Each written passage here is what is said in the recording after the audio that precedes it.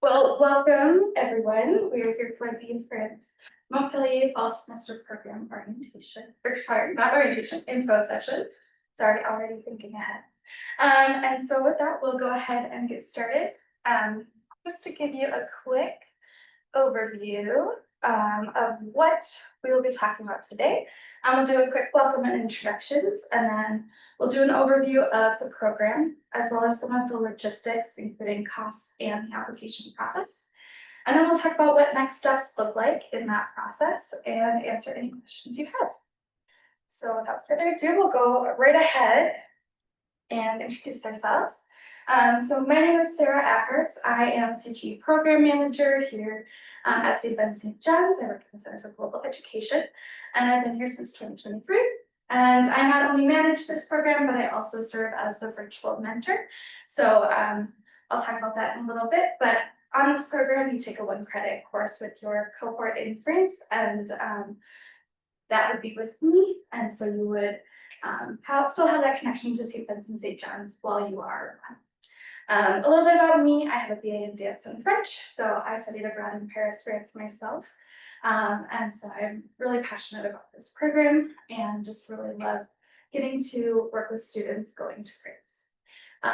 A few other things, I also taught English in France after graduation through the TAPI program and served in the Peace Corps in Thailand. So those are just a few little things about me. And then I also have Olivia here. So I'm Olivia Lawaji. I'm a senior elementary education major with a minor in psychology. I studied abroad in Montpellier last fall, so a year ago. I'm just kind of here to help give like a student perspective as someone that had lived there. These are all pictures of my time in France with different friends I made and like my host mom and some of my favorite things to see. I don't know if there's other things I should touch on. Okay, that sounds great. And so I'll have Olivia share some things throughout the whole presentation so you can hear more directly from someone who has been there on the program themselves. So just to give you a quick overview of the program. So this program is in fall semester, and you would stay the entire duration of the semester in Montpellier, France. So that is located in the southwest-ish area of France. It is a really lovely city. There's about 450,000 people, and a large portion of that is actually young adults, university students. And this program is run in partnership with the University of Minnesota Learning Abroad Center in Montpellier. And so you'll learn a little bit more about what that looks like as well. So Montpellier is, like I said, a really lovely city. It's a university city, so it's really young, vibrant. There's lots of things to do. It's located really close to the Mediterranean Sea as well, so there's fairly easy access to that. It's a very walkable and safe historic city, and what you can see here is the historic city center. But then there's also really great transportation out further into the suburbs. So if you happen to live in a host family, that might be a little bit further away, but it's still really easy to navigate. Olivia, do you want to talk about any of those pieces? Well, they have, I believe it's free transportation on these trams, which is in this photo right here of the birds. And there's 5 now, so they take you all over the city. One takes you to the beach, one takes you to like the shopping malls. One took me to my host family's house, all over, and it's super great because you can just hop on, hop off. Because it's free, it's very clean, because people's kids take it to school by themselves. So that is super nice. They also have bikes you can rent. However, like I know in my program and the others in my program that lived closer in the city, we just walked and took the tram everywhere. It's kind of what you do in Europe, but also it's super available and they have great sidewalks and little nooks and alleys, and you get to see so much more. So definitely super safe and movable, and it's fun to explore it. And so this is the UofM Study Center. So this would be what's considered your home base. So on this program, it is a primarily study center based program. So depending on the program track, which I'll get into in a little bit, you might take all of your classes here, you might take the majority of your classes here, or you might take some of your classes here. So it just kind of varies depending on which track you are on.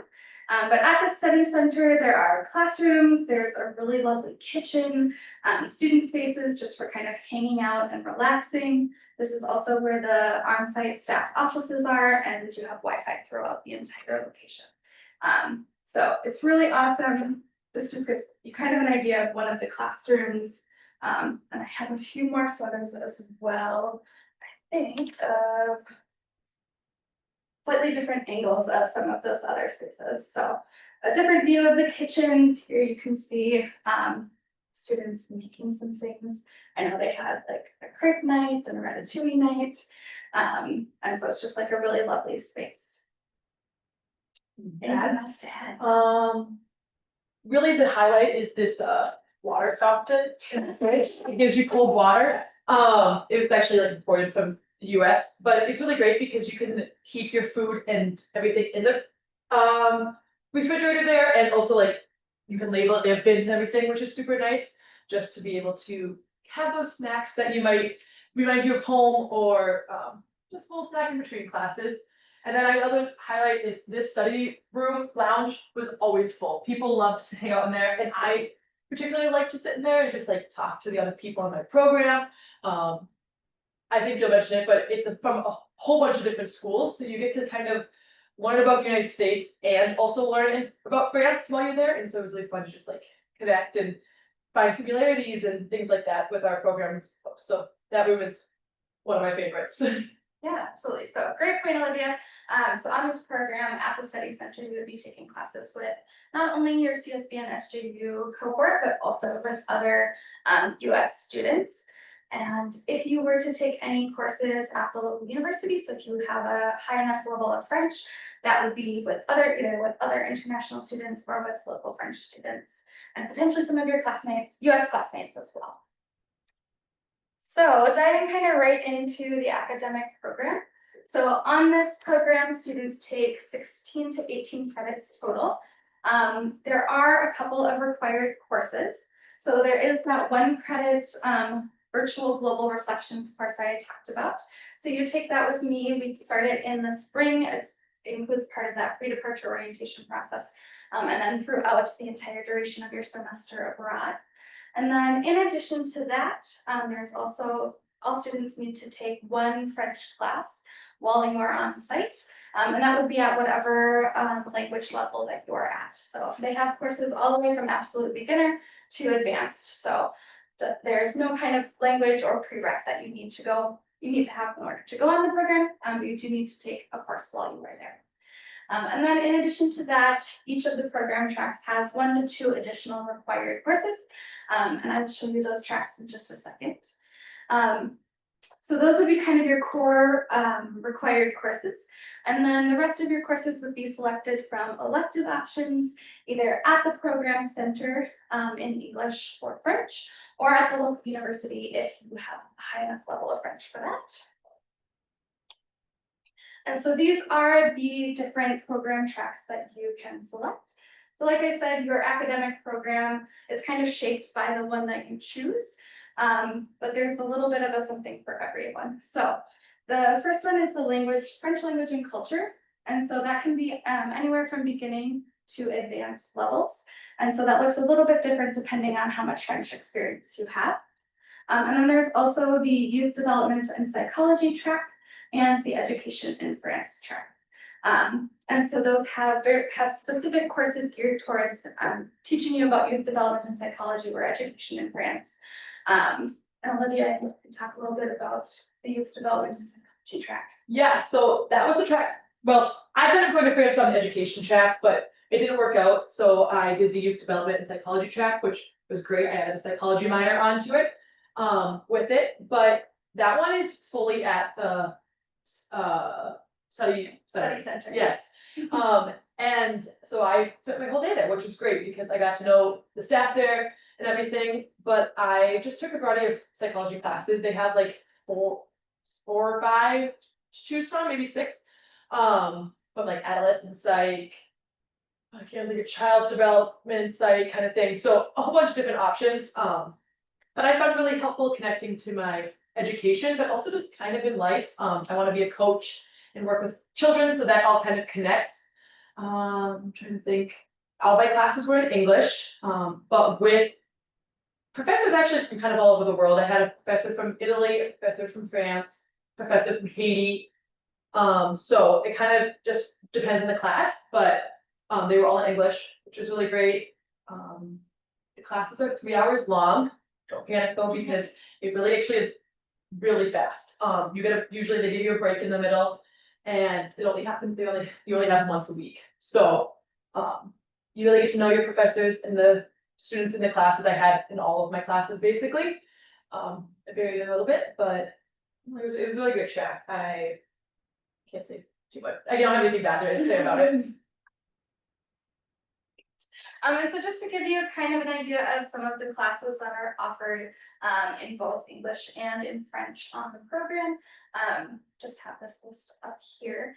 Those can kind of vary year to year, and so there might be some slight changes here and there. There are a number that are pretty standard. So for example, community engagement or the internship course are going to be continuously offered. Any of the core required course, so like the intro to child resilience or the global business, all of those will still continue to be offered. So those are an idea of the courses, but I encourage you to check out the program page for more detailed information. Can I add something? Yeah, So the internship and the community engagement is a really fun opportunity. The internship is in French and the community engagement is in English, and you get to go and be in some kind of business, or for my case, I was in a school in France and kind of get to experience what it's like to kind of have a job there, which is really fun. I had friends that worked at like a bookstore or different, is that coming up? I think it's the next one. Oh, perfect. Yeah. Or like other different stores. Megan did some kind of music thing. I'm not exactly sure what it was, but it kind of helped find your interests and place you there. It is really fun to see the and get to know some like local scene. Yeah.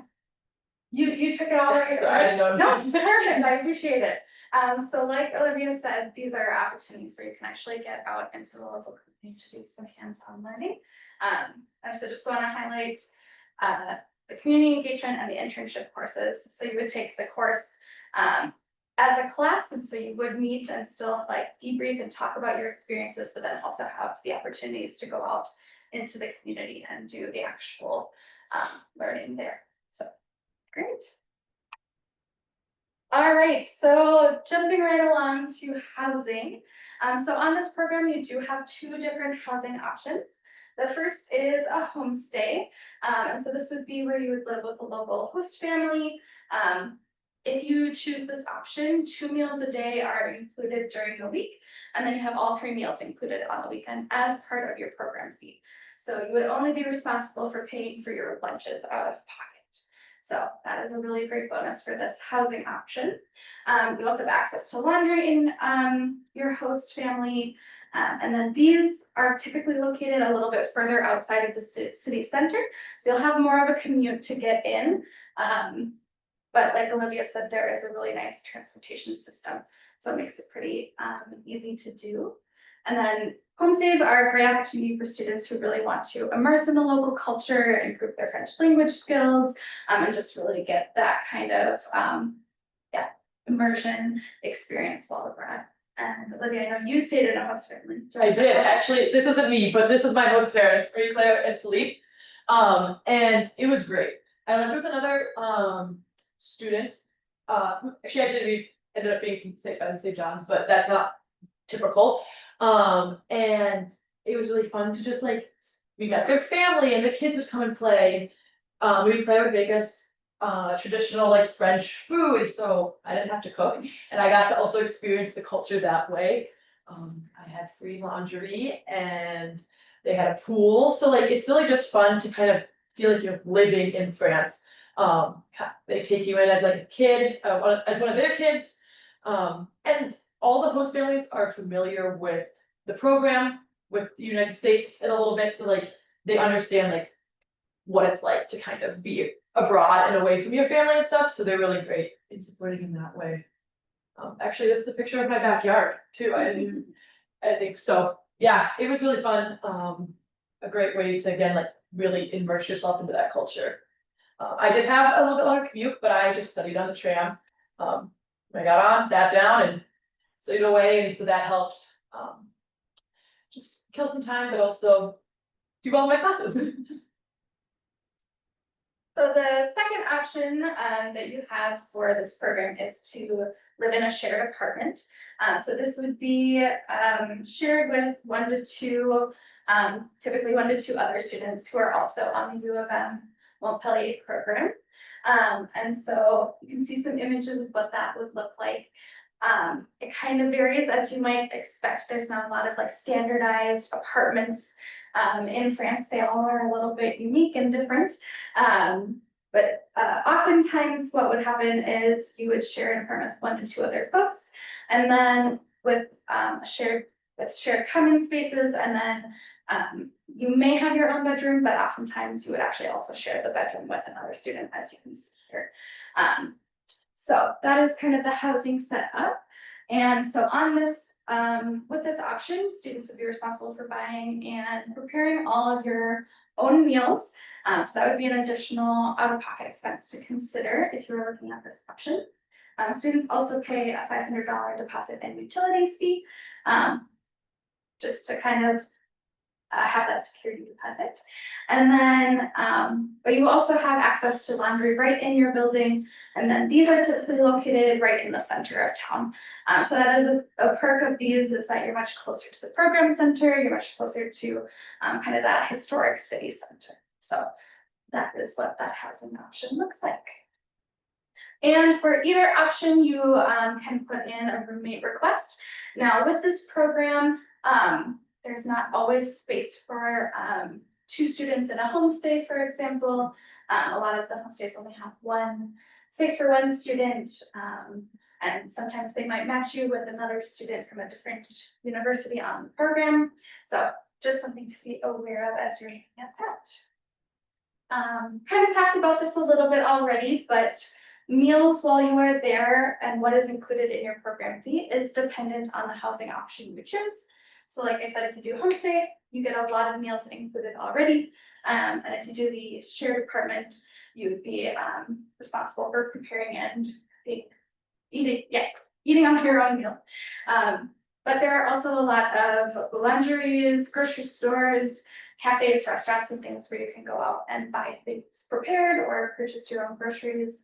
Olivia, you want to chat a little bit about what that's for? Yeah. So right down the street from our program center is Montpellier, which actually it's not called Montpellier, it's called a Carrefour. And it was a grocery store, and I think we kept that place in business because that's where everybody went to get their food. And honestly, it was sort of very similar to an American grocery store, and the prices are pretty cheap. Like if I could get enough stuff in like for like 4 days and like be like 15 euros. Or 20, and like usually when you like went out to eat, it was about 20 euros as well. Kind of very similar, but it seemed like it was less, which I'll take. So that was really great. We made a lot of food at the program center. We sometimes would make lunch all together, different things, experience different cultures that way too, but otherwise pretty similar. I know they have markets often. I oftentimes didn't go to them just because my French level wasn't as strong and usually have to like communicate more in French. However, I did a couple times, and that's really fun to get like fresh produce from like local farmers. So they got all kinds of stuff there. You got like meat and cheese and vegetables and fruit. So it's really fun to at least go experience it once. But they also have very similar stores to they do in the US. Great. So thinking about kind of other things outside of academics, outside of housing, other things you can do while you are there. Exercise options.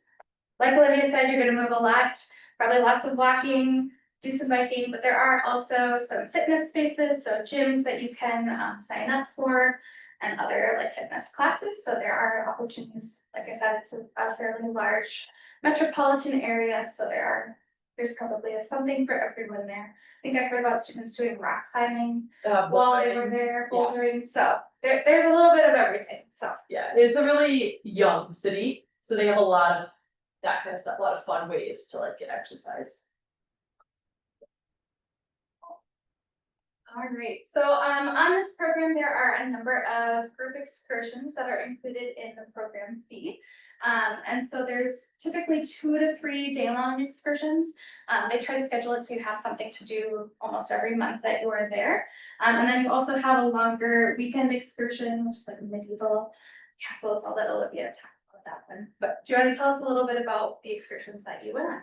Yeah, so the 2 to 3 day long, I can't tell you anywhere I went now off the top of my head, but they brought you to places that were difficult to get there. So like not maybe by train or by plane sometimes, but a lot of times like on a bus, and we got on a bus with a tour guide, and they would kind of tell us all about the area and like the different parts about it. So I know like this one up here in the top with like the pink water, they get a lot of salt from there, like the fluid de salt. So they get that kind of salt, and so I just kind of get to tell you more about it, and then you get a few hours of free time to like go explore. One of them we went swimming, but then you also like oftentimes get to experience what's comes from that area or whatever, and it's really fun, and they're optional. I recommend going because it's free. So you oftentimes have to like pay for lunch, but other than that, and it's really fun to kind of like get to know the other people on your program outside of the education setting. The medieval weekend was probably my favorite weekend of the whole semester because it was just us. They put us up in like little cabins. It was like a campground, but they had like little cabins. And we went hiking inside different mountains or castles up mountains. We had like a huge big dinner all together. It was just, I don't even know, it was so much fun. And again, that was a lot more of like the history, and it was more, we kind of drove around a little bit more for that one. So I wouldn't have been able to do that or see these historic things without going on that trip. Yeah, I don't know. I think I recommend all of them, and I would recommend that too if you end up going, just because it's a fun way to see more of France. All right, and then in addition to kind of these like larger excursions, there are also a lot of cultural activities that are planned by the UofM.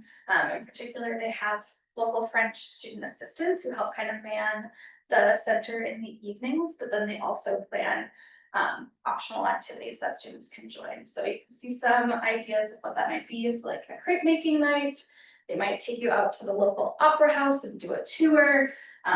You might go ice skating, and they did a thrift store tour. And what's really awesome is these are local French students. They are really well connected into the area. Oftentimes they'll bring their friends along, and so it's just a really great opportunity to connect with the local community, like really get to know the city from like an insider's perspective. So do you want to talk about some of the things you did? Yeah, only did a lot of that. I also did a lot of these. I know we went like bowling one day, which was fun. And we went ice skating, laser tag. We went to this like game room where they just have a bunch of games, and we got to like just play different games. And it's fun because these are French students, and so you get to teach them a little bit about the US's culture as well. And they practice their English with you or practice your French. So it's really fun to kind of connect that way as someone that's also in school at the same stage of life as you guys are. One thing that was really fun is we did this picture of a Thanksgiving dinner up at the top here, where they got a turkey and all the different courses that you'd have at a Thanksgiving dinner, and we all sat down at a restaurant and got to like have that American culture there. And I know this assistants were like, this is weird, but this is what you do. So that was really fun too. They paraded the turkey around. So yeah, they kind of try to incorporate your culture, but then also introduce you to new culture from France. Cool. All right, so Olivia, thinking about top 3 reasons students should choose to study abroad in France. Okay, so I took French in high school, but didn't know a lot of French. So I would say, like, for me, I always wanted to go to France. I wanted to experience it. I wanted to grow in my French. So I would say that was my first reason. My second reason, I wanted to live in a host family. I wanted to have that experience. So I liked that. And then my third one, I really liked the weather in southern France and like where we were located. You could go to the beach, the Mediterranean. You're kind of centralized in Europe and you could travel well places in France and in Europe too, I guess, but it was like a nice mid-70s for most of the time you were there. Some days were a little bit hotter, some days were a little bit colder towards the end, but you kind of just got to have like that perfect temperature for like 4 months. So I think I didn't know that going in, but I think that is one of my like highlights. So That sounds really nice right about now. Awesome. All right, so moving on to a little bit more of the logistical side of things. So thinking about costs, just wanted to throw these up here. I'm sure it's a little bit hard to read. There's a lot of information. These are currently linked on the CSB and SJU Global Portal, so you can view these in more detail there. But just wanted to highlight, these are our cost sheets. They are currently for fall 2025. We don't have the final numbers for fall 2026 yet. We do anticipate an increase of about 3 to 5% for these fees, just kind of based on regular inflation. So just something to be considering as you're looking at these costs. And I do want to highlight, we'll go more in depth about this if you apply and go into the program. But the top portion is what is added to your St. Beth St. John's bill. And so that is the education of grad fee. You would not pay your regular on-campus housing and meals. That would be removed since that would be part of the program fee or not included if you are in the homestay. So anything that is in that top portion, you can apply your financial aid, scholarships, grants, any of those things to that total. And then the second portion would be, these are our estimated out-of-pocket expenses. So these are what students have told us they have paid out of pocket for expenses on the program, either before they leave or when they are on site. So that includes things like applying for your visa and traveling to apply for that. It includes your airfare to get to and from your host country, any meals that are not included in the program, any additional kind of like personal expenses if you want to do any travel. So we have a rough cost of what students have told us they've spent on this program, just to really give you a good ballpark and understanding of what kind of cost you might incur while you are there. So that's kind of an overview of this cost sheet. Please feel free to reach out if you have any more specific questions about that. And we'll have 2026 numbers closer to the application deadline date in February. So also want to highlight some scholarship opportunities for the study abroad program. So we have the CSB and SJU Global Scholarship, which will be available for any students who successfully submit an application and pay the application fee. You will receive the link to apply for that. It is a need-based and essay-based scholarship, so that's something to consider.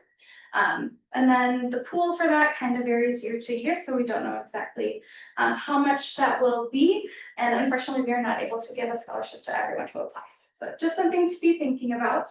Other scholarships I want to highlight, there's actually a $2,000 scholarship through the UofM for non-UofM students going on their programs. So you would all be eligible to apply for that. And that is purely essay based. And so if you submit a really good essay, you can actually get $2,000 taken off of your program. So highly recommend that. That would be due in April. So anyone who is accepted on the program would be shared that link as well. And then just want to highlight the Gilman Scholarship, which has a deadline in early March. So that would be for anyone who is Pell Grant eligible, and you would be eligible for that as well. And there are others, so please inquire with CGE if you have questions about costs or funding your study abroad experience. Can you correct me if I'm wrong, but I had a couple other scholarships like that I got through education department or just like, and they all also transfer and go to it. So you don't like lose them because you're not on campus, you get them as well. So any like CSB SJU institutional scholarships would apply to that top portion towards your tuition and your education abroad fee. So awesome, thank you. All right, so thinking about the application, it is now open, so encourage you to start your application as soon as you can. Tips for success, and what we're looking for as you are working on that. We do have a minimum GPA of 2.5. If your GPA is below that, you are considered on a case-by-case basis. I just wanted to highlight that. And then additionally, we are looking at the quality of your study abroad application essays, your resume, as well as the 2 references that you submit. So there will be a space for you to enter an email for a faculty reference, and then we're also looking for a non-faculty reference. So that can be a coach, that can be an RA, anyone like that who knows you kind of an outside of the classroom capacity. And then if you have been on or currently are on disciplinary probation, your acceptance to the study abroad program could be affected. So if you have any questions about that, please feel free to reach out. And then we're also looking at the quality of your study abroad interview, as well as your preparation and enthusiasm. So as you are working on applying and interviewing for the program, these are things to keep in mind. And then looking at next steps, so coming to the info session is a great start. But moving forward, things to think about include creating a financial plan for study abroad, starting your traveler profile in the CSB and SJU Global Portal, and actually starting your application. Highly recommend that you schedule a meeting with a study abroad mentor, especially if you're still kind of like trying to figure out, is study abroad right for me? What program should I go on? You want to hear more specifically about the study abroad experience, get application tips, all of that they can help you with, and they are eager and ready to meet with you. Also encourage you, if you apply for a semester program, to do a practice interview with an XBD career mentor. That's a great opportunity. It happens right before the interviews at the application, right after the application deadline. And so you can practice with them. They'll do practice questions. And so you can feel really prepared when you go in for your study abroad interview. And to give you an idea of timeline, so applications are open now for semester programs for fall 2026 and spring 2027. And the applications for all of those programs will be due on Tuesday, February 3rd at noon. So just want to highlight the noon portion. We always get a few students who think it's due at midnight, and I don't want you to be one of those. So please get that all in. I highly recommend starting early and getting that submitted as soon as you can. But that being said, there is no benefit to doing it today versus doing it February 2nd, other than the relief of having it done. All applications are considered at the deadline at the same level. So, and then after that application deadline, all students who successfully apply would be invited to interview with the faculty director or virtual mentor for that program. So for the France program, that would be with me. And then notification of acceptance would be on Tuesday, February 17th before 11 a.m. So just to give you kind of an overview of what that looks like. And just to give one big push to get you to start the application as soon as possible, CGU is actually doing like a little giveaway of getting your application fee waived. So if you start your application before November 30th, you will be entered into this random drawing to have the application fee waived, so up to a $300 value. So it's $300 for the semester programs. So I strongly recommend getting in there as soon as possible so you can be eligible for that. And so the winner will be notified by email after November 30th when they are selected. All right, and with that, I will open it up to any questions about the program, about any of the other things that we talked about tonight. So I might have missed it on like the fees slide, but is there like a price difference between staying with the host family or staying in the like in-city apartment? Yeah, great question. So there is, it's kind of hard to see because it's far away for you. I'll bounce back to it. So the biggest thing to see would be this meals not included in the program fee. So here you'll see this is the shared housing option. It's about $2,000 you're looking at versus like about $550 for the homestay option. So you can see kind of how that works out of about a $2,000 difference between the programs. Again, these are kind of estimated just based on what students have said they have spent on their food. So you can be as extravagant as you want, going out to eat for every meal, or you can like make peanut butter sandwich. Well, maybe not peanut butter, can't get that as easily in France. But make something a little bit more frugal at home and save some money that way. So it kind of can vary, but it gives you kind of a ballpark of what that would look like. Great question, though. I have a question for you. I mean, how often did you travel out of France? Outside of France. Or even inside? Okay, so I traveled basically every weekend doing something. Whether that was like to like Monaco or Nice, which are like I can get there by train. Paris, I can get there by train. I went to another city like around France, basically all by train. Or like a day trip once in a while. Because we usually had classes on Friday and Monday, so you only have like the weekend to travel. But I also didn't feel like it really impacted it too much. I knew I wasn't I can't go on a 5-day-a-week trip, so. I did that, and then I would say probably about once a month I traveled outside of the country. So like there's a 10-day-ish fall break, basically the whole week. So I traveled to several countries doing that. And then you get Armistice Day, which is our Veterans Day, November 11th off, and mine ended up being on a Monday, so I was able to take like a 3-day weekend. I went to Italy. I mean, technically Monaco is another country, or whatever, not in France. So I would say about once a month. A couple other of the people I was abroad with from St. Ben St. John's maybe went a little bit more often. Maybe 2 times a month. So, but I mean, you got that, and then one weekend you're doing the excursion, and then there's like only one more weekend where I did like a day trip. So I would say, yeah, probably once a month. And usually I got there by train or plane for like Italy.